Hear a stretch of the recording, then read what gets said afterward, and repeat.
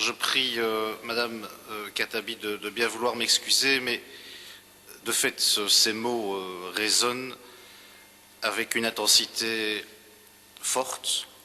Et je voudrais juste demander à Monsieur le Premier ministre, à Monsieur Franken, s'il se souvient de ce que fut mai 1940 pour la région de Gembloux, à un moment où l'armée française et d'autres alliés cherchent à freiner l'avancée des panzers allemands et où sont engagés la première division marocaine, 3 régiments de tirailleurs marocains, 2 régiments de tirailleurs algériens, plusieurs régiments de tirailleurs africains.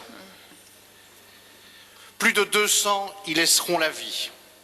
Au total, sur l'ensemble de la campagne mai-juin, plus de 2000 soldats marocains trouveront la mort pour l'indépendance de la Belgique, pour freiner l'offensive allemande. N'est-ce pas là de la valeur ajoutée? Autre point, Monsieur Franken, Monsieur le Premier ministre. Savez-vous ce qu'est la silicose? La silicose, c'est cette maladie pulmonaire, progressive, qui engendre une fibrose qui fait au total l'étouffement de celui qui l'a subi. C'est typiquement la maladie des mineurs, ceux qui ont travaillé dans les charbonnages.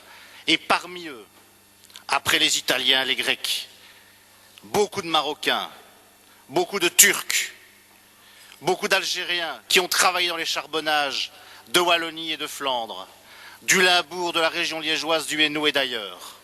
N'est-ce pas là de la valeur ajoutée? Beaucoup en sont morts.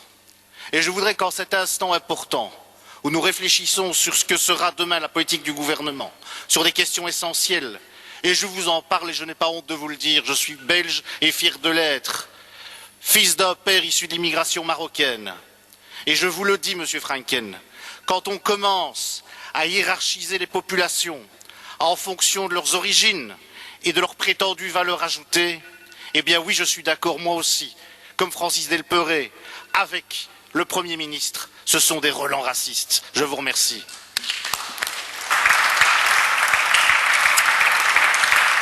Madame Khattabi.